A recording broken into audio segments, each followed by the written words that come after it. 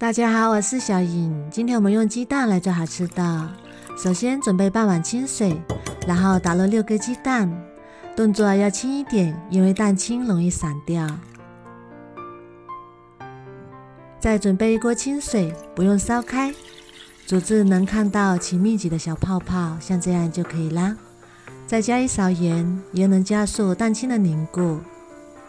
然后把鸡蛋轻轻的倒进来，转小火盖上煮8分钟左右，时间差不多啦。美味的荷包蛋就做好啦。如果喜欢吃嫩一点的，可以少煮几分钟；喜欢吃老一点的，可以多煮几分钟。看一下，非常的完整。我们再来做另一种，准备几个小碗，倒入清水，然后每个碗中打入1个鸡蛋，然后提前把锅中水烧开，开水上锅，然后盖上，大火蒸8分钟左右。时间差不多啦，我们打开看看，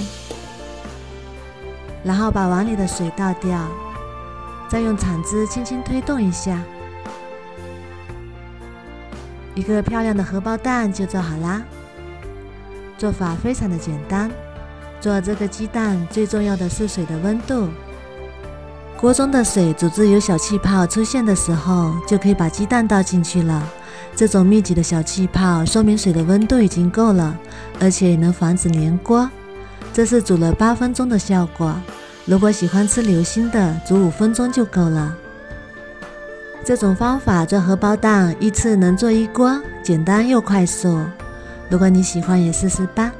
喜欢我的视频就关注我吧。